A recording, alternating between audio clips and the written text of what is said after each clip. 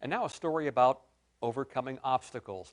A local business owner is urging others not to give up on their dream, no matter what challenges they face, including a 100-year pandemic.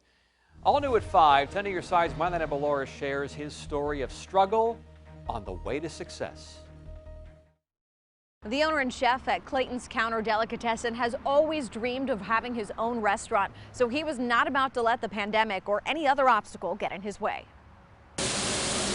We are at Clayton's Counter Delicatessen.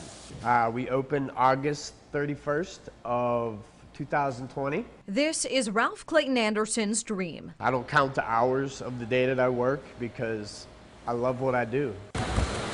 He's been in kitchens since he was 15 and always wanted to open his own restaurant, but a global pandemic did not make it easy. We signed at least 2 days before they announced the pandemic on the news.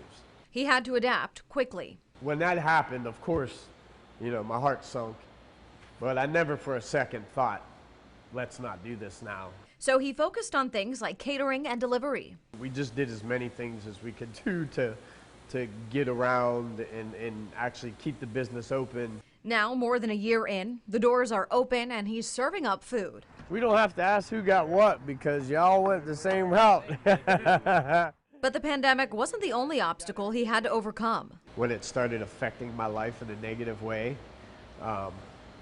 that's when I knew I had to make some changes, and I did.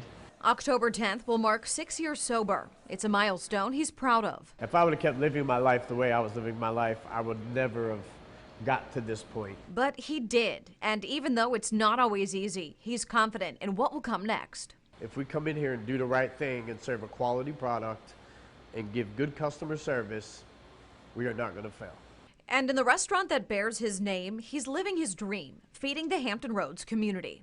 Ralph has some advice for anybody who is facing obstacles of their own but has a dream. He says go for it if you can, and he's grateful for the community's support.